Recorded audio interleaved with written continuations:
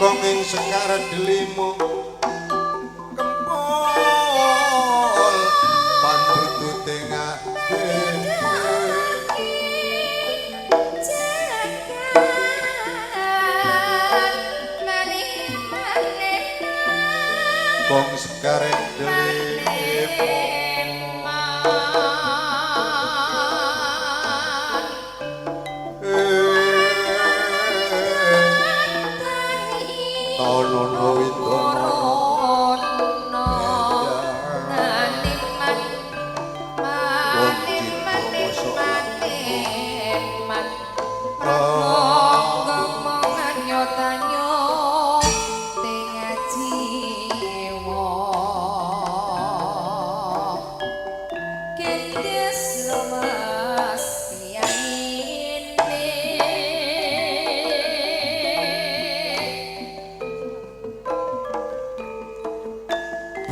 Bismillahirrahmanirrahim. Purwaning pambuka kandha bareng sak tengahira Sangjang Pradonggapati Gumantri siang latri kapundutan dening Hima Gambura Maruta kelawan Ancala.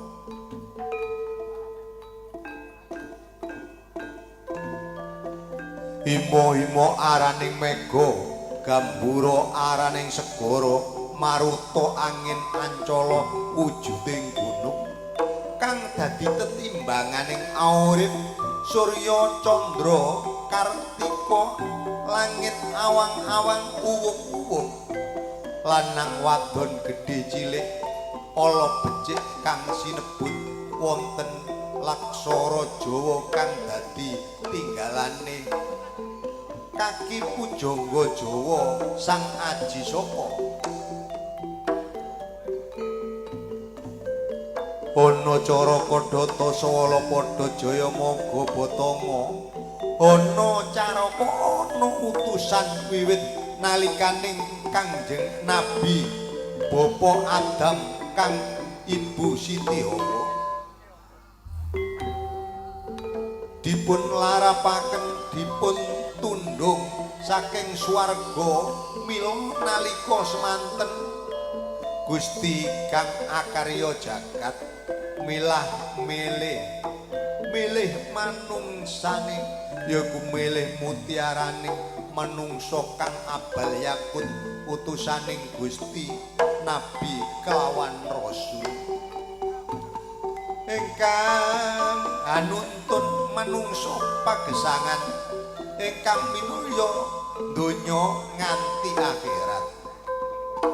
Dene sampun wonten pacangan piyambak menawi wonten kang becik wonten ingkang ala karana nalika semanten manungsa ingkang lahir saking Ibu Hawa nggih menika nggawa nafsu anasir petang perkara namine nafsu ingkang peparinganing Gusti kang sinebut nafsu ilahiyah warninipun kuning kelawan putih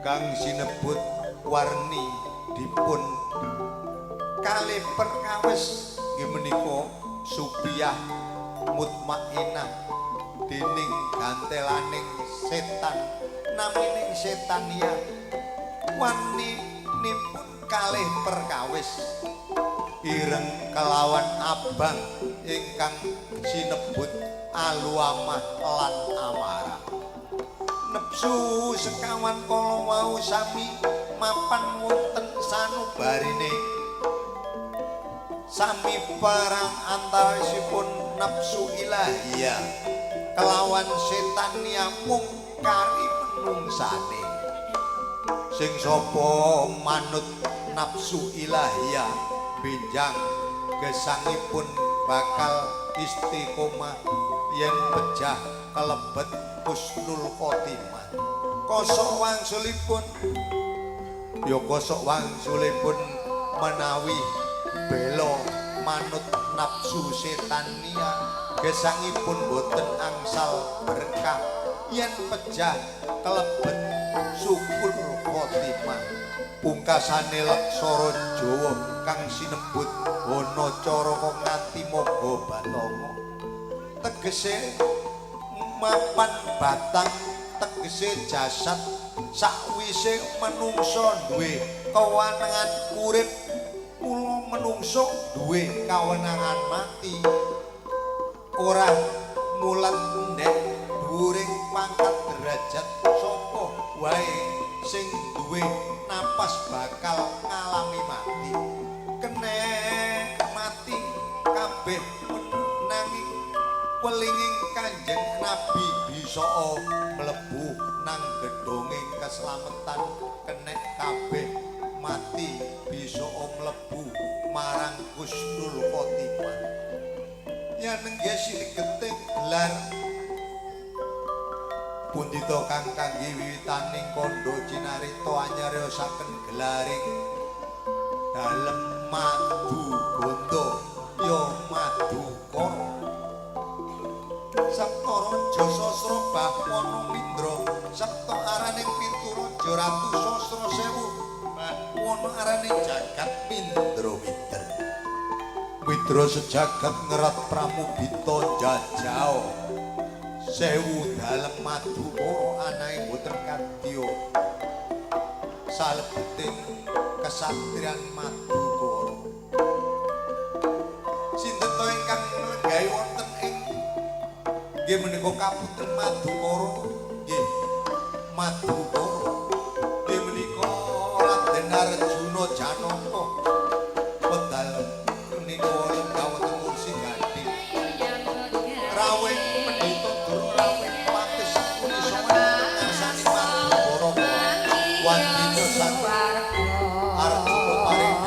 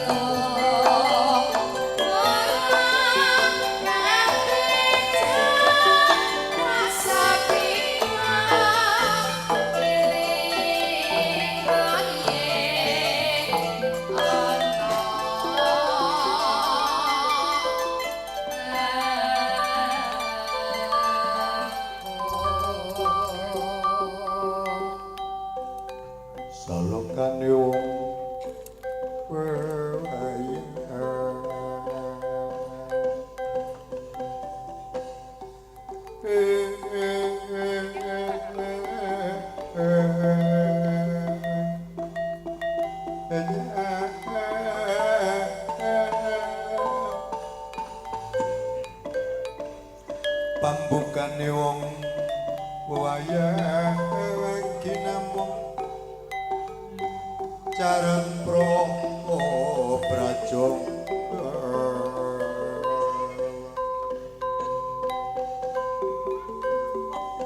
wiwas swaranyo prawarangana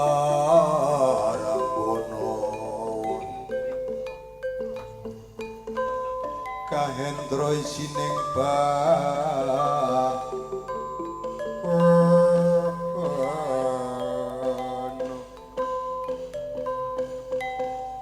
Mangayu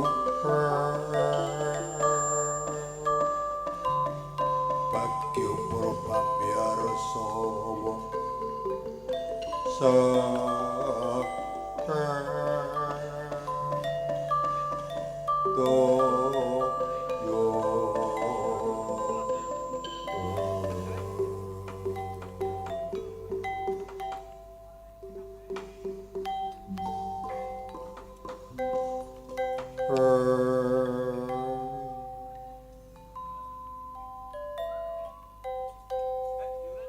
Jagat Dewa Bathara jagat mangestu para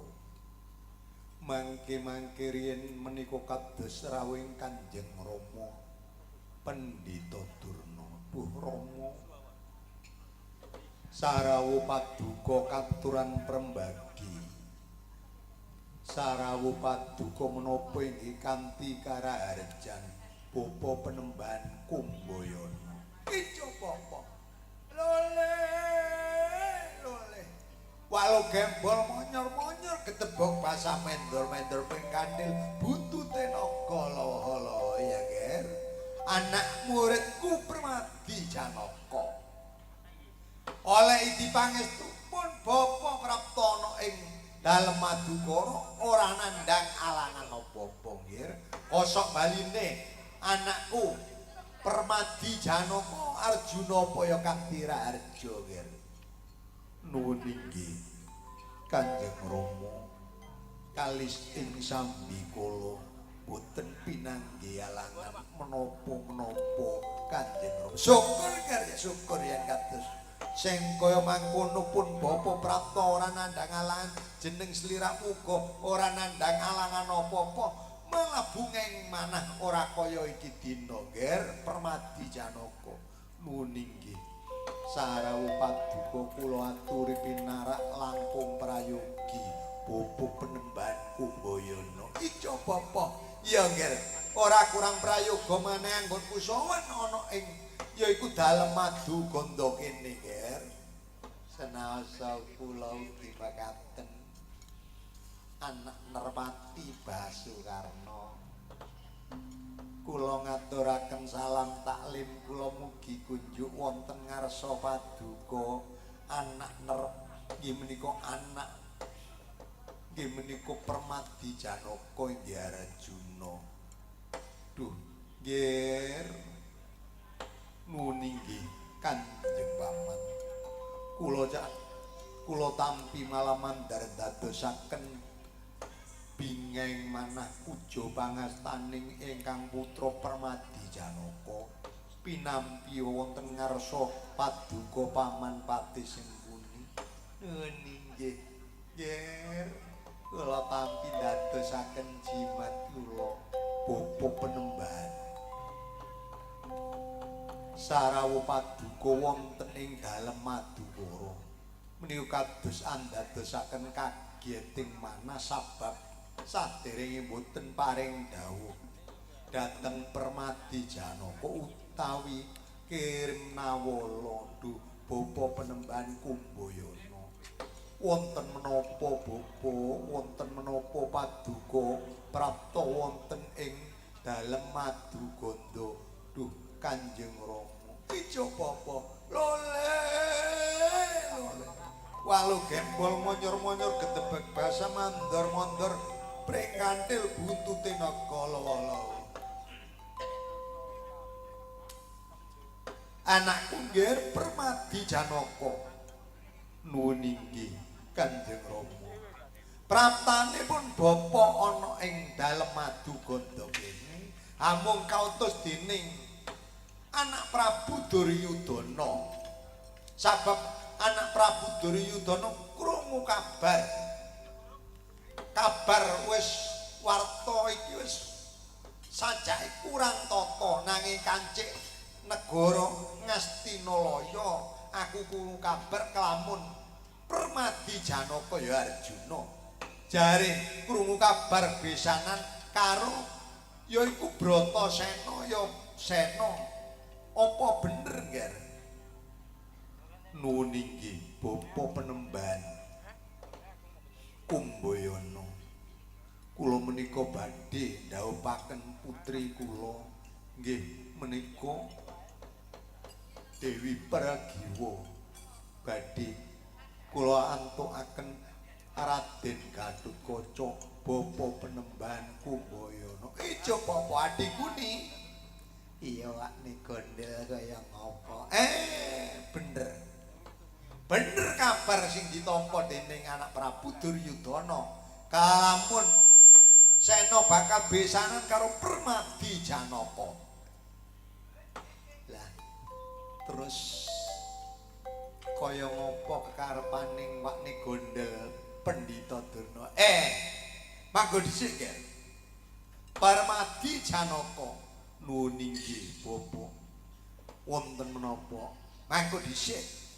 Jeneng sliramu besanan karo yaiku Bratasena. Apa wis dipetung sarana becik pitungane nganten lanang utawa nganten wadon? Lho, kados pundi Bapak Penemban Kumbayana? Yen to cara pertapan saka 5 dipetung cara Jawa. Menungso duwe hitungan Jawa, wong laki rabi ora kena digawe serampangan. Pitungan wetone arek lanang karo wetone arek wedok iku didapukno dadi situk ketemu pira, banjur kono iku dipetung panca suda. Panca iku 5, suda kurang dikurangi 5. Kados mekaten kula inggih dereng mangertos. Durung mangerten mung jange ngrabekno anak ora tanpa dipitung ya ngopo? Inggih, kula mboten mangertos Bapa Penemban Kumbayana. Yen wong duwe anak wadon iku kudu dipitung wetone apa, banjur calon ngantene iku wetone apa, terus dipitung ketemu pira kaya mangkono. Lak ya kaya mangkono adikku ni. Iya wakne gondel kudune ya ngono. Ki lho, kanggo tuan-tuan mesti ngerti hitungan belas titik gak ro apa-apa iki. Ngono kok tuwa. Hitungan Jawa gak ngerti. Lah yen kaya mangkono, Nger. Wektu dina iki aku takon Dewi Pragiwa iki wetone apa? Yen boten lepat menika Rebo Wage. Rebo Wage. Rebo iku 7, Wage iku 4, 11. Lah Raden Gatotkaca. Raden Gatotkaca yen boten lepat menika Minggu Legi. Minggu tegese 5. Legi iku 5, 10. 10 ditambah 11, 21. Nek dipetung panca suda 5 ping 4 kari luwene mung 1. 1 ateges waduh, Nger. Iki besok dadi pegat mati, Nger.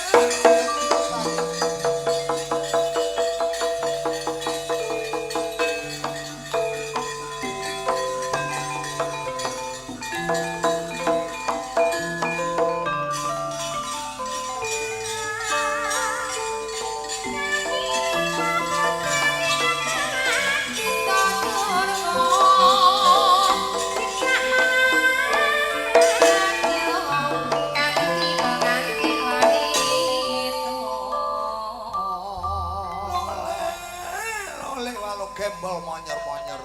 Yer anak Permadi Janaka. Nah yen to 21 diitung panca suda kari mung 1 niku araning pegat mati. Aja diterusno, Nger. Ya nek gak Gatotkaca, ya nek Gatotkaca sing mati gak apa nek anakmu Pragiwa kaya ngopo ora sliramu ora getun ta, Nger. Waduh. Kados maten Kanjeng Rama. Lah engko dhisik tawakne gondel. Lah wong sing bener lagi rabi ku ketemu pira? Dideleng ae. Nek luwe siji iku ateges pegat mati. Lah lek umpamane entek blas ya iku kanca sudone nganti entek blas ketemu 20 ngono. Iku ateges rumah tangga kobong. Lho, kobong ya apa? Tegese kobong iku mari nikahan iku nek gak pegatan ya padu gak wis-wis mari ngono terus ngono pisah. Oh ngono. Ya. Lah upamane luwe loro. Nek luwe loro iku jodoh adikku ni jodoh nek luwe loro iku. Nek umpamane luwe telu dipetung kok luwe telu iku ateges tiba wahyu. Nek luwe telu iku tiba wahyu. Iya. Lah lek tiba telu terus wahyu iku apa? Gak tau ngrungokno pengajian iku apa? Sing disebut tiba telu iku sing jarene sakinah mawaddah warahmah iku lho. Oh, ngono. Ya. Mulane arang-arang budal ndelok pengajian tak cek ngerti. Gak nduk omahe. Lajeng yen kados mekaten Bapak Penemban lak iki boten kenging. Ya, ora kena umpamane ya sing Gatut Kaca sing mati nek putrimu kaya ngopo pergiwa sing mati. Waduh, nuwun inggih.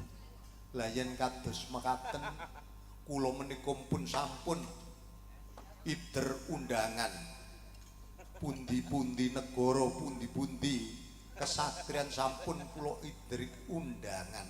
Duh, Bapak Penemban lak inggih kuciwa kula menika Bapak Penemban. Mangke riyen. Lah isane niki nganteni mboten gagal. Sakniki diatur dhisik. Inggih, diatur dos pundi. Paduka bisane yaiku ora kuciwa, ora isin karo wong digelekno nganten liyane. Wetone anak sampean Rebu Wage 11. Iku nek biyen niku jenenge asu. Apa dikuni? Kok asu? 11 nomor 11 iku asu. Kok pancet ae. 11 terus adikku ni umpamane umpama iki Lesmana Mandra Kumara anake Prabu Duryudana. Wetone apa adikku ni? Niku nek mboten salah prasa kula biyen wetone niku Kemis Kliwon. Kemis iku 8, Kliwon niku 8. 16 ditambah 11 klebu 17. Pira? 17. Waduh, jodoh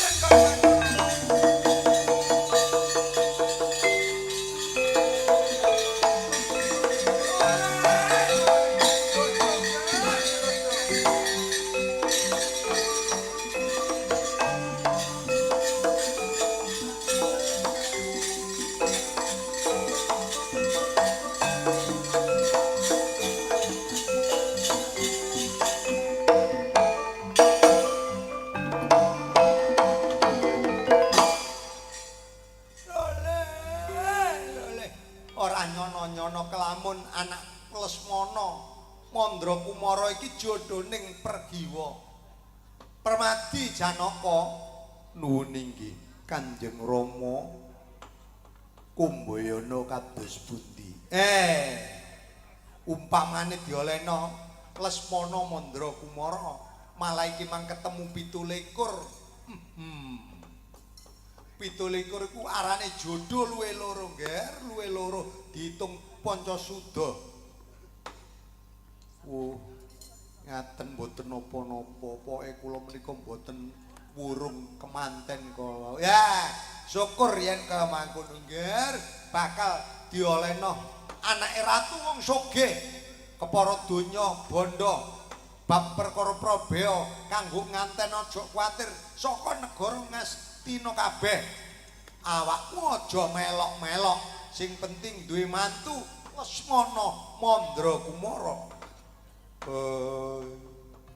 dereng purna dawuh pangendikaning Permadi Jano kalian Pendhita Dura kesarumyak ing para wadyabala humuring para wadya wong kanca padha miyak aja wong kanca padha ana dalan ana raja duta raja tegesing ratu duta utusane ratu ca dudu ca isik kadang dhewe kek ana dalan yo ayo padha miyak dodot terantan pundak mendek-mendek kadopring sedapur repepeh-repepeh kadosata pinanggih krama sawaning Raden Antasena Yana Citra lumayating saliranjo wong kanca ana dalan ya Jo padha miyak Jo yo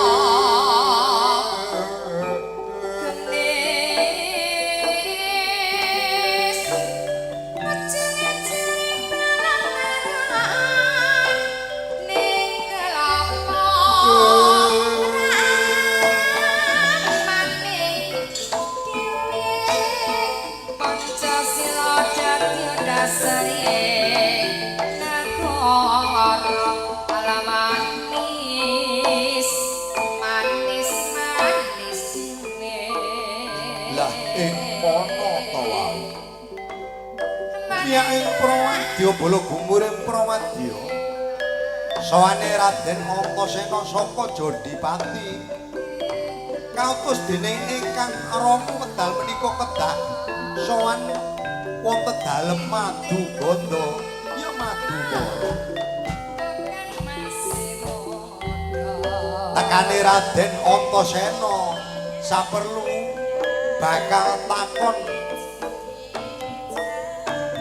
daupe si Raden Gatotkaca karo Dewi Pregiwa. Iya Pregiwa. Menika anggenipun sowan wonten ing dalem Madukara ya Madukara. Kaget Permadi Janaka sabab ana Antasena prapta wonten ing dalem Madukara. Antasena banjur sowan ana ing dalem Madukara atosipun Permadi Janaka.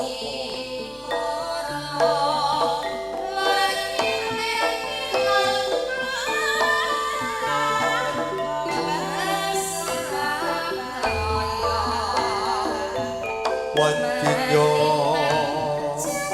Permadi nyuwun keterangan dhateng Raden Antasena pangambati karepane sapa.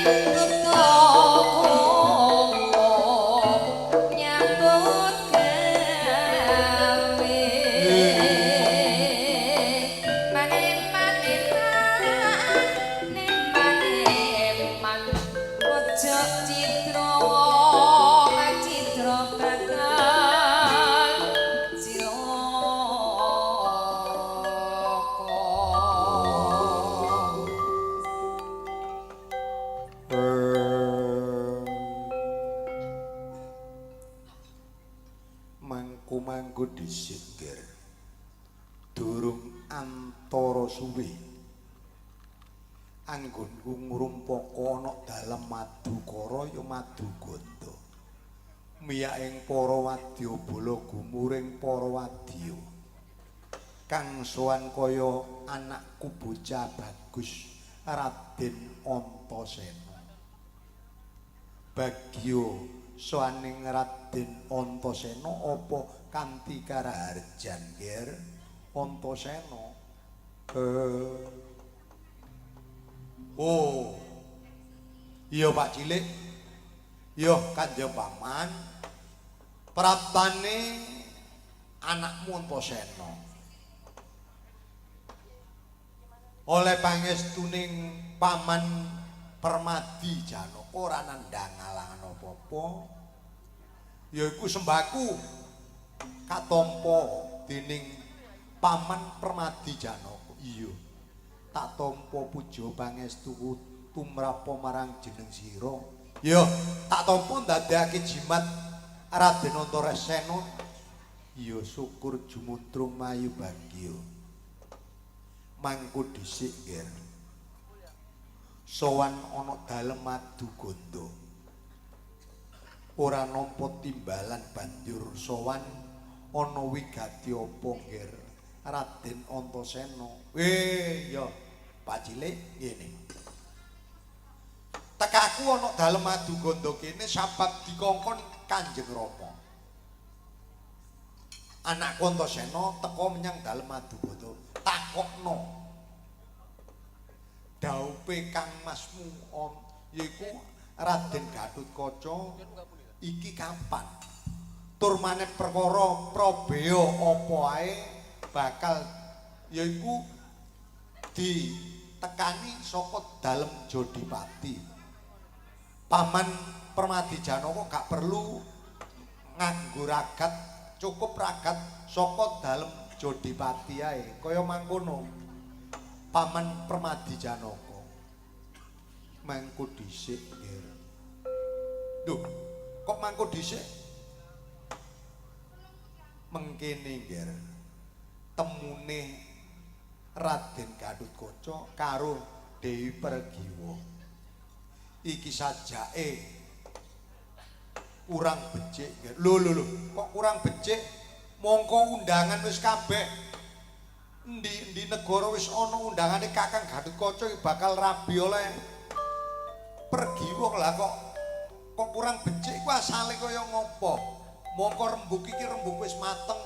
Wis wong tuwa padha wong tuwa omong-omongan becik.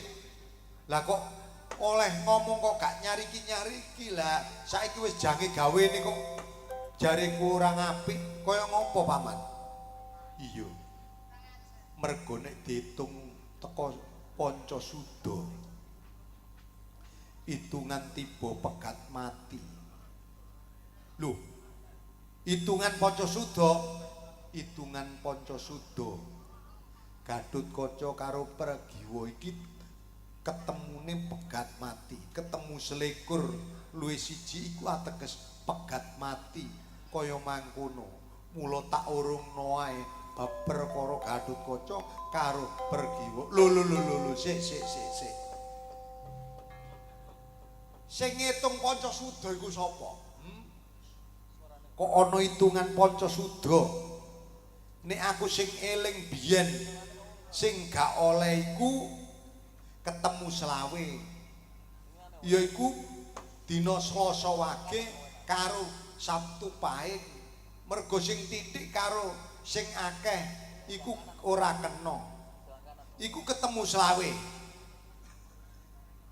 Iku sing gak oleh sing klebu jare gehing.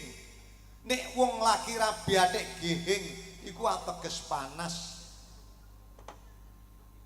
Bukapan mesti pegatan wis gak tega.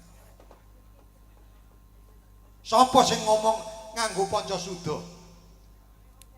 Pitungan Pancasuda, pitungan saka pertapan saka 5 Kanjeng Rama Pendhita Durna.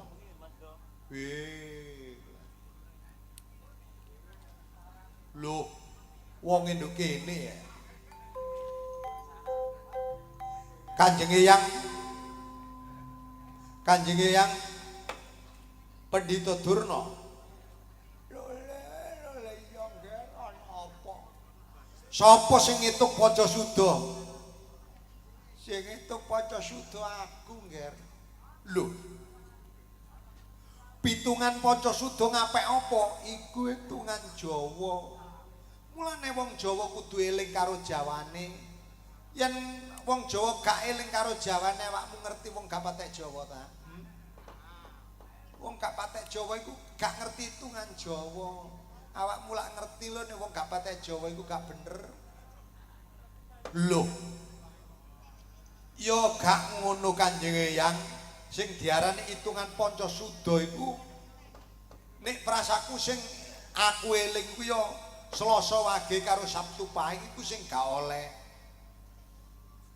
Iku ya gak oleh mergo iku ketemu selawe.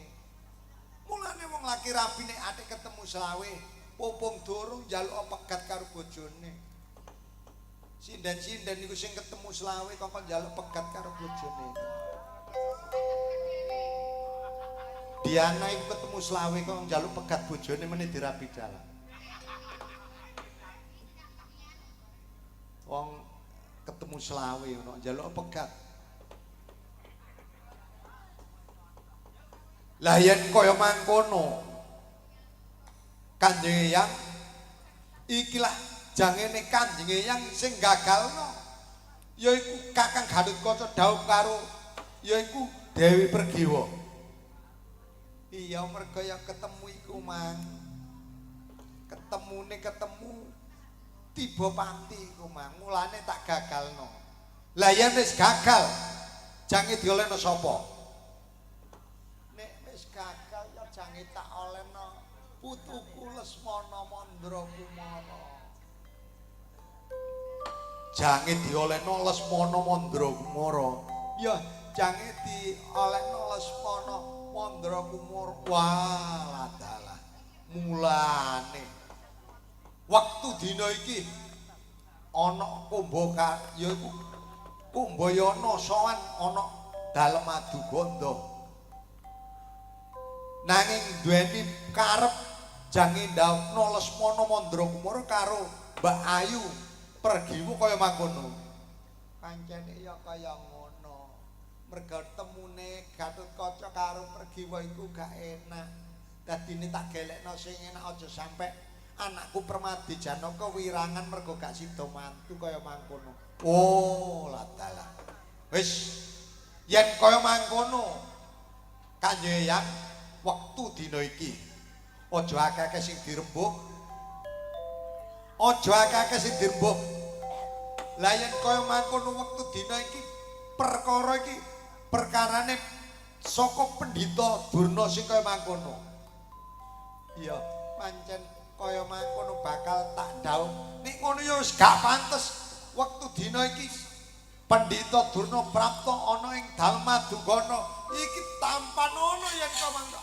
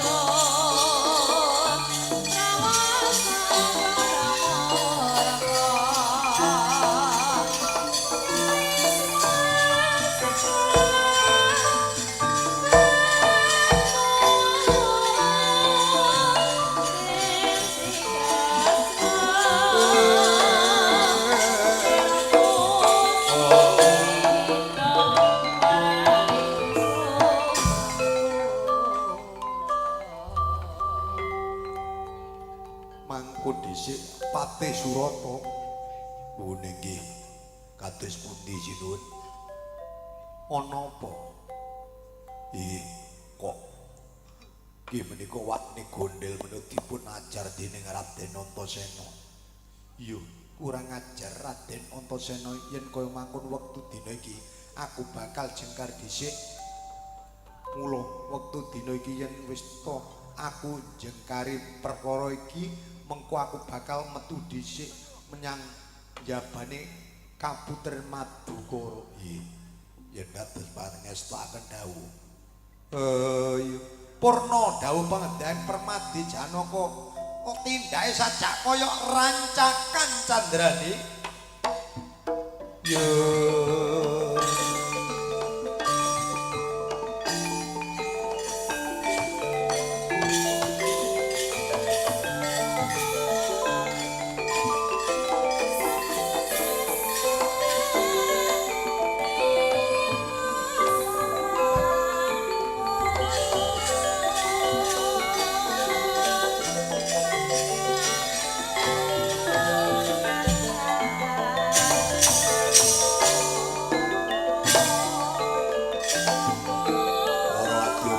Kula aja ngeri siap sapa toto ngestaken dawuh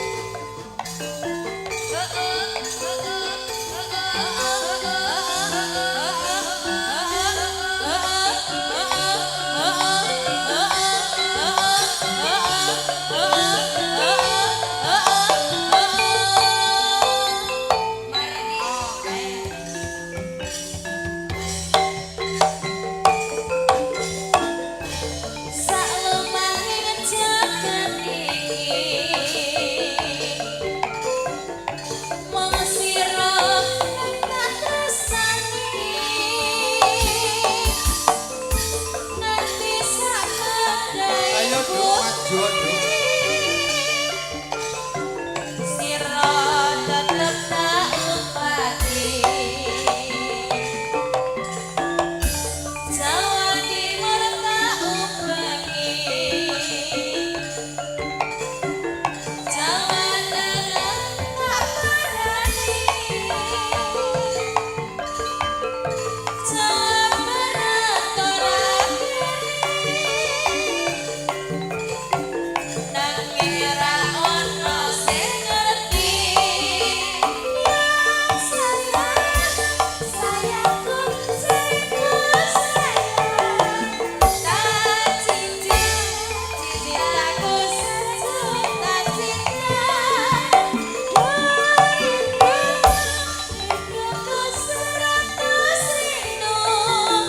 Wong bagus, sok kapan bisa ketemu. Yo! Wong bagus kok ingkar baik.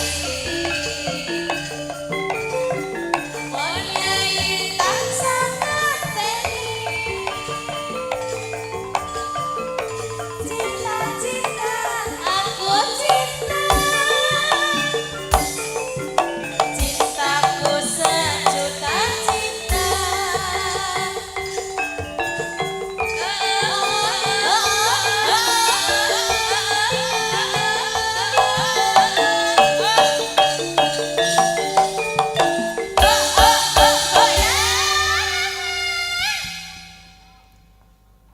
Biyong biyong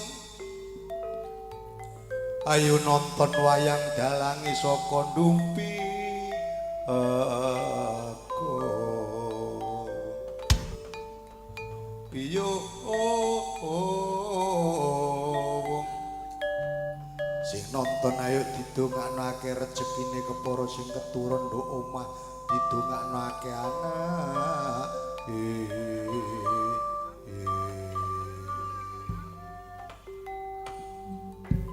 aduh nelong so atiku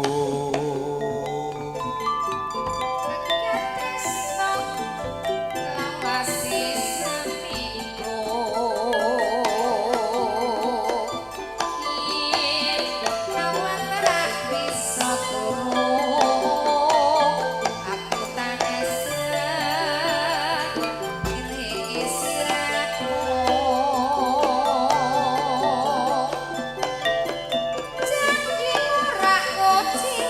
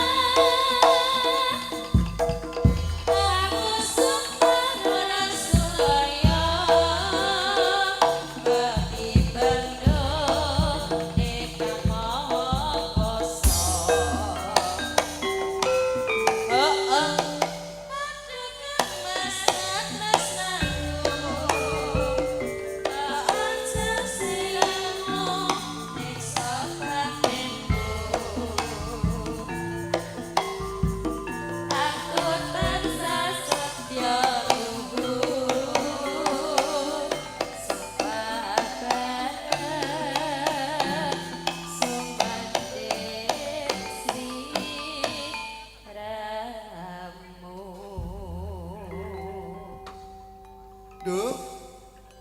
Iya ya. Iya. Ora kanthi kenyono-nyono dulure dhewe nekakno awake dhewe, Nduk. Iya. Iya temen kok wis. Kanca lawas. Kanca lawas. Cak Ji kanca lawas iya. Nekakno awake dhewe.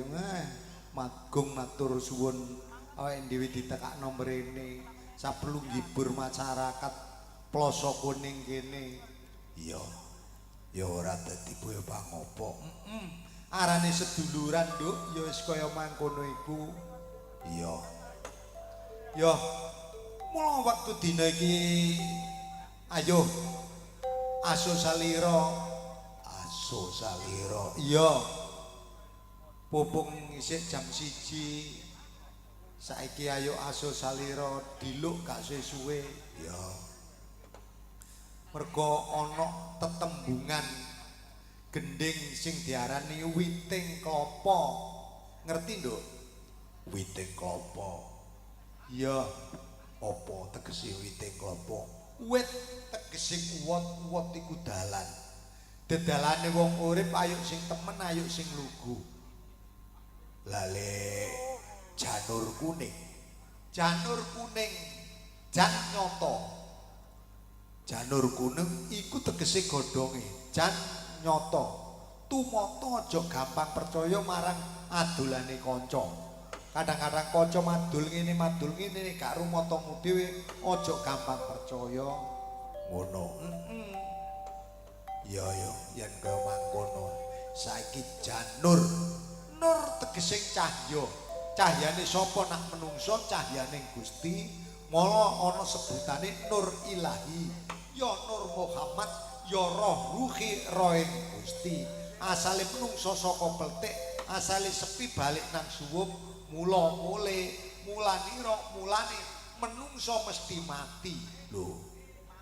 Lah apa sebabe menungso kok atik mati? Ya kenak sing gawene kepek bojone wong nek gak dikeki mati, Nak. Lho ati ngono. Iya. Ya apa? Mulane ana dalil kulu nafsi daikatul maut al ayah. Nah, menungso antri mati. Oh iya. Gak peduli sing sekti digdaya, sing lemu sing kuru kabeh sing duwe napas mesti mati. Oh ngono. Janur kun dadi wong sing apik. Ayo bagus ati. Bu istuli utami maman kariman akhlak. Menungso ayo padha dandani akhlak. Sing wingi akhlake rusak ayo didandani. Perlune cek apik. Aja kok rusak diterusno rusak ae. Oh ngono. Iya. Dadine dandani akhlak. Janur kuning. Saiki ning tegese bersih pangkal sehat, kebersihan sebagian iman. Anado batul minal iman. Wong iman sok gelem syukur. Rezeki titik ya syukur, rezeki akeh ya syukur. Sebab surat Ibrahim ayat 7 wis kandhane la in sakartum la ajidanakum wala in kafartum inna adabila sadid. Lho, gara-gara wong sugih mlebu neraka ya syukure kurang. Sembayange jungkar-jungkir tapi gak gelem syukur, neraka panggonane. Waduh, ati ngono ya. Iya. Oh iya yen kaya mangkono. Mulane oleh rezeki titik kudune syukur. Akeh ya syukur. Iya yen kaya mangkono. Lah yen kaya mangkono aku takon yo. Takonmu takon apa? Iki lak ulan ngarep iki lak jamine poso, ya mben niku lak poso. Mben poso. Poso iku ngeposno rasa nek. Poso ngeposno rasa, nyegah mangan, nyegah ngombe, ngeter hawa nafsu. Tegese ngeter hawa nafsu. Ya ngeter hawa nafsu cek gak muring-muring ae, Nak. Oh. Ngeter hawa nafsu. Iya. Dadine poso ngeposno rasa, nyegah mangan, nyegah ngombe, ngeter hawa nafsu. Lah tingkatane wong poso, Nak. 1 poso umum, 2 poso khusus, 3 poso khusus, kawasul kawas. Oh, adi ngono. Iya. Dadine wong poso iku ana tingkatane dhewe gak kaya kon. Apa? Nduk omah kondo bojone poso tapi nggo warung mangan. Kon niku. Iya, iya. Lah iya. Iku gak oleh. Ngono.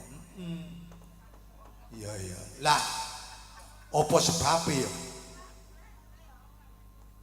Wong iku kok dikongkon poso, dudu wong sing ngongkon nak. Lah sapa?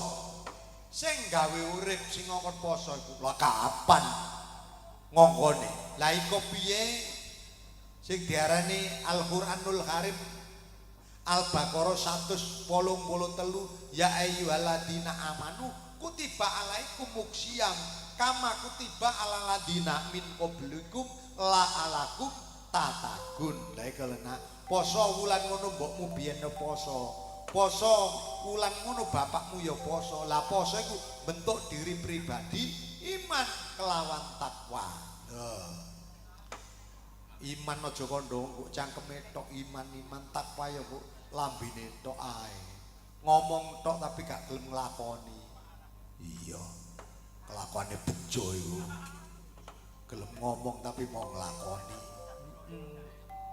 Iya. Iya. Oh iya. Lah awakmu lak kudu ngerti ndane wulan poso ngene iki kabeh-kabeh mesti nang langgar nang masjid. Iya iya. Kabeh-kabeh ya ngono. Lah umpamane biyung ya melu. Lho wong aku kok kabeh sak bentrawe iku teko ndisiki. Mari ngono aku iku teko ngareni wis kabeh-kabeh mulih aku nduk kono tak rewangi nangis guguk-guguk. Wah. Nangis saking eling karo sing gawe urip. Yo gak. Lah apa sebabe kok gak mulih-mulih? Mergo asam urat ku kumat Asam urat iki lho kumat lho kono. Dadi gak iso mulih. Nangis brok-brok aku. Lho tak kira bekne oleh sembahyang saking elinge karo sing gawe urip tae apa. Karo nek asam urate kumat ya. Kok iya. Ya wis. Saiki mang sapa jenenge? Njaluk gendeng apa, Mang? Oh, iki mang ana penyuwunane Pak Junari. Iya. Apa Pak Junari? Bojo loro. Wah, iya. Nah, iki sapa dhisik sing nyekar? Sapa dhisik? Vivi ya, Vi? Bojo loro, Vi. Oh, nggih. Ayo ngadeg kopi ambek sapa, Vi? Kali niku cantrike dalang mawon. Oh nggih guri niki. Nggih. Oleh. Oke. Lho, aku dikongkon meleng ada kali sinten nggih kali niku mawon. Ya wis. Saiki nang ambek liyane kono. Cek ana rewangi iki. Nggih, monggo Mbak Diana. Duh. Ya apa sih? Lho yo gak ayo. Aku tak jejer kene. Lho dapat wis ngadekit mau terus niki. Oh iya wingi aku digonceng iso diobat-abet Pak De. Iki kaya tas rengsel.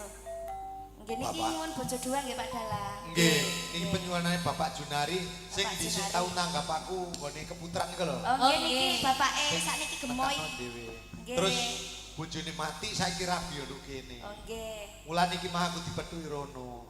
Nggih mau kula nggih pun disawer kathah mbiyen. Wah. Tapi sakniki derek. Sakniki derek.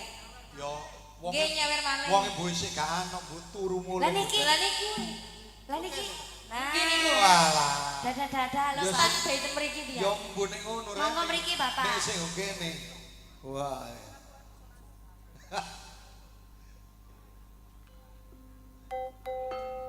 Bojo lur sik penyuwunane. Ayo.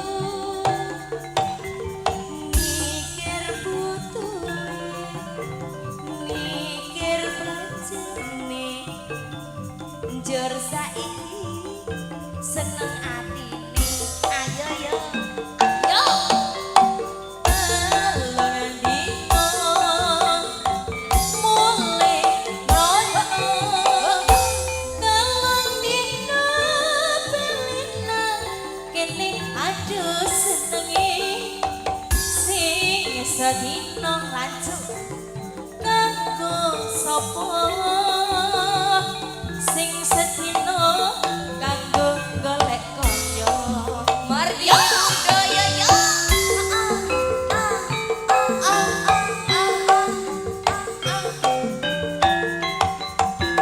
Marlina Mus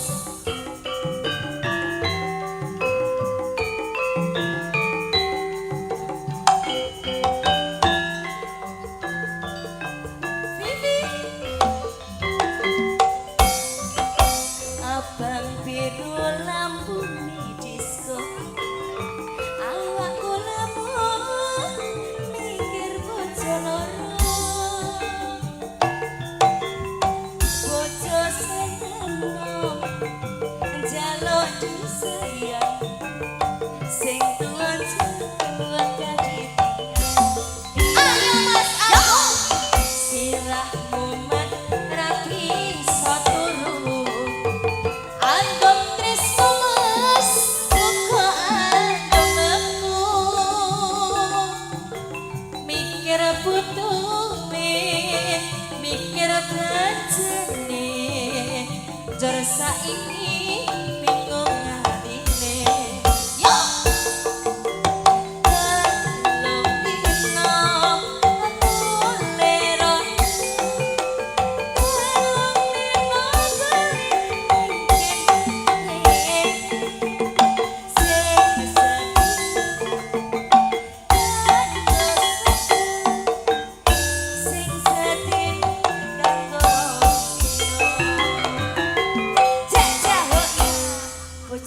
sampun Bapak.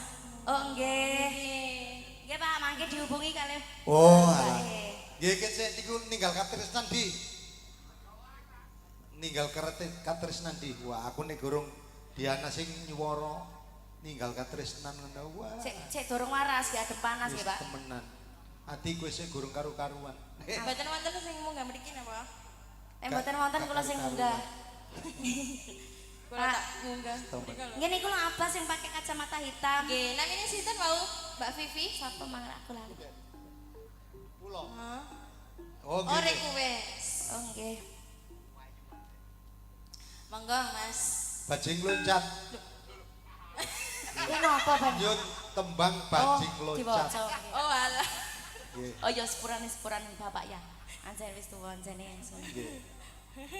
Ya lak kaget lho kula niki jane. Nggih, bajing loncat nggih nggih. Oh, Niki mau kula takoni nanggone sinden tang jare aku khusus aku. Oh, nggih. Oh susah. Nggih. Petang atus buli Lah sampeyan ngoni sapa to Pak jane Pak? Iya, wis. Kan sing dingoni kok dumnoke aku. Pundi sing nyawer wau jenengan ngertos piyantune? Niku wau Niku dugi nisor. Niko ta? Bapak, ten kopiah sik wonten selipane yantra lho. Nggih, Pak. Tanggane kethu, Pak. Niku. biasanya ten kethu ngoten niku Pak. Nggih. Iki 300 lho kene iki mah tak dilok. Nggih sing 200 ten selepitan Oh. kethu. Wis tak gelek kene. Didung meneh sok ae mulai. Nggih. Monggo. Kula Nggih. Nggih bajing loncat nggih. Yo, Niki ninggal katresnan. nggih nggih.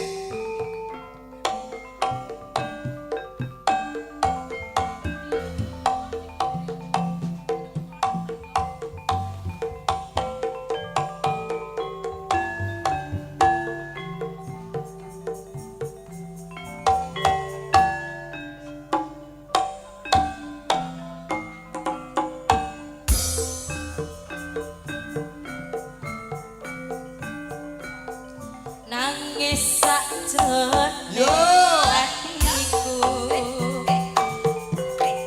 Nalika sliramu ninggal aku.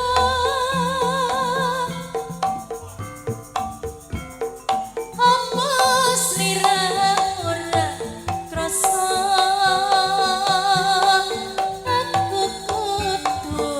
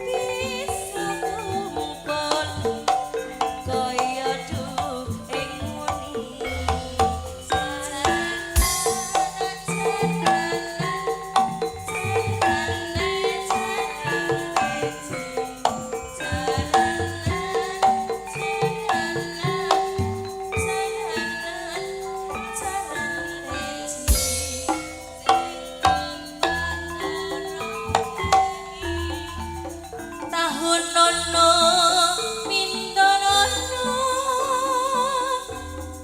tak henteni iki sing tresno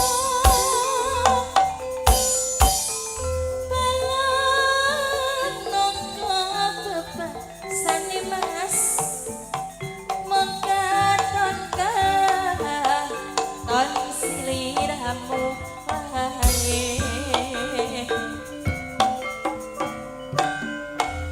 aja lali pawelingku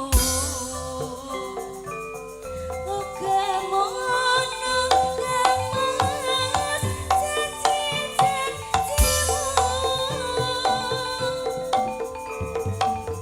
aku kan setia satu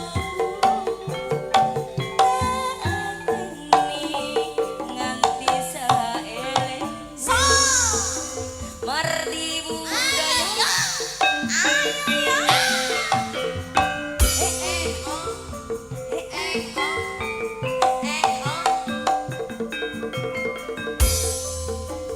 ayo mas aku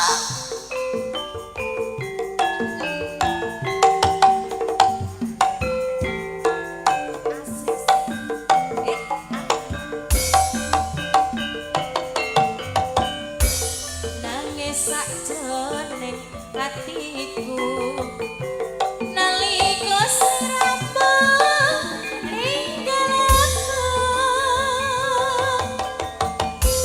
apa sliramu ora krasa aku kudu sambat karo sapa ya tak suwun rino lan muga-muga Gusti ngijabahi sakabar anggonmu bali iso kumpul kaya duwe nguni